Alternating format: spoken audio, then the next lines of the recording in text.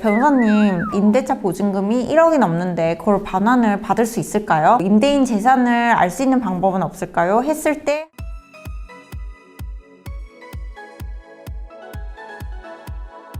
헬로, 부동산 전문 이승현 변호사입니다. 저번 시간에 이어서 임대차 보증금 반환 청구권에 기해서 확정 판결문을 받았을 때 어떤 식으로 강제 집행을 할 수 있는지에 대해서 추가로 알아보는 시간을 가져보겠는데요. 강제 집행 종류에는 저번 시간에도 말씀드린 것과 같이 부동산 경매를 한다거나 그 사람의 은행 예금 채권을 압류한다거나 그런 식으로 직접적으로 강제 집행을 할 수 있는 게 있고, 그 밖에 강제 집행 방법으로 여러 가지가 또 있어요. 오늘 설명드릴 재산 명시 신청이라는 것에 대해서 이야기를 좀 해보겠습니다. 재산 명시 신청이라는 것은 강제 집행을 할 수 있는 재산이 뭐가 있는지를 채무자한테 직접적으로 나와서 얘기를 해라, 목록을 제출해라 라고 결정을 내려달라고 저희가 신청을 하는 거예요. 재산 명시 신청의 경우에도 강제 집행의 종류이기 때문에 그 확정 판결문과 같이 집행 권한이 필요한 거죠. 집행 권한이라는 건 판결 정본이 있어야 되는데, 정본이라는 거는 그 권한을 부여를 받으면 원본과 동일한 효력을 할 수가 있는 거예요. 정보는 여러 개를 받을 수가 있어요. 만약에 내가 임대차 보증금 1억을 돌려주라 라는 확정 판결문을 받았어요. 그 1억 원을 강제 집행을 하는데 하나를 쓴 거예요. 판결문 정본. 두 번째 이제 재산 명시 신청을 하라고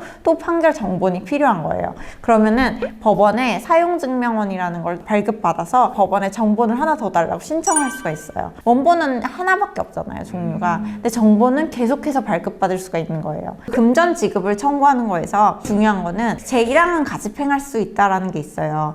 이 가집행이라는 거는 판결이 확정되기 전에도 집행을 할 수 있다라는 거거든요. 근데 이거는 판결이 확정되면 가집행이 아니라 진짜 집행이 되는 거죠. 가집행 상태인 집행 권한으로는 재산 명시 신청이 안 돼요. 두 번째 요건으로 집행 개시 요건이 구비가 되어야 되고요. 세 번째로는 채무자는 소송 능력이 있어야 되고, 네 번째로 재산을 찾을 수 있다고 볼 수 있는 명백한 사유가 없어야 돼요. 그러니까 이건 재산 명시 신청이잖아요. 그러니까 재산을 네가 명시해라 라고 했는데 채무자가 되게 유명인이어 갖고는 재산이 공개가 되어 있다거나 뭐 그런 식으로 누구나 알 수 있는 상태일 경우에는 재산 명시 신청이 받아들여지지 않을 수가 있다는 거죠. 그리고 실제로 채무자의 이의 신청 사유로서 나는 이행을 했다, 노력을 다하고 있다, 내 재산을 제가 알 필요가 없다라고 이의 신청을 할 수가 있어요. 법원에서 이제 재산 명시 신청을 받으면 재산 명시 명령을 채무자에게 송달을 해요. 그리고 법원에서 재산 명시 기일을 잡아요. 그것 역시 송달을 해요, 채무자에게. 그럼 재산 명시 명령 기일을 받은 채무자는 그 기일에 출석을 해야 돼요. 출석하지 않을 경우에는 감치 명령이 나와요. 감치라는 거는 20일 이내에 구금, 구속과 같이 인신을 제한하는 제도인데, 재산 명시 기일에 나오지 않으면 끌려 들어갈 수 있으니까 반드시 나가야 되고요. 그리고 실제로 변호사님, 재산 명시 신청을 했는데 채무자가 자기 재산을 숨기면 어떡해요? 라고 의문을 가지실 수가 있잖아요. 그리고 저도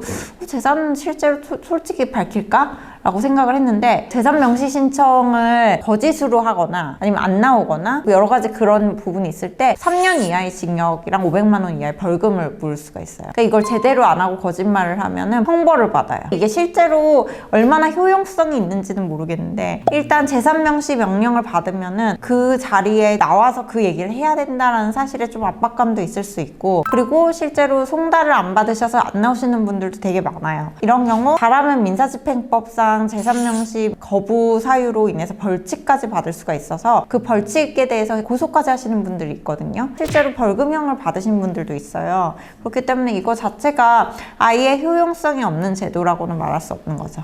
그럼 법원 출석 대신에 서류만 내거나 변호사 선임해서 본인 출석하지 않는 방법도 있나요? 불출석할 수는 없는 게, 들어가서 선서를 하고 선서 후에 말을 해야 되기 때문에 자기가 뭐 대리인이 대신 출석하거나 그런 거 자체가 쉽지가 않아요. 재산 강제 집행을 했는데 변호사님, 임대차 보증금이 1억이 넘는데 그걸 반환을 받을 수 있을까요? 이걸 어떻게 임대인을 압박하나요? 임대인 재산을 알 수 있는 방법은 없을까요? 했을 때 할 수 있는 제도가 이 바로 재산 명시 신청이라는 제도거든요. 실제로 얼마나 효용성이 있는지, 얼마나 신속하게 일어날 수 있는지랑은 조금 다른 문제예요. 어쨌든 법적으로 보호가 되고, 여기서 거짓말을 하면은 형사 처벌을 받게 되기 때문에 이 제도 자체가 가볍게 볼 수는 없는 그런 제도인 것 같고요. 그래서 재산 명시 신청은 가능하면 하시라고 말씀을 드리고 저희가 대행도 해드리고 그것까지 서비스를 해드리는 경우가 많은데, 이 제도 자체는 강제 집행으로 부동산 경매나 채권을 압류하기 전에 세무자에게 무슨 재산이 있는지 알아보는 것을 법적으로 이게 보장된 제도라고 볼 수 있습니다. 오늘 제 동영상이 도움이 되셨다면 구독, 좋아요, 알림 설정 부탁드릴게요. 감사합니다.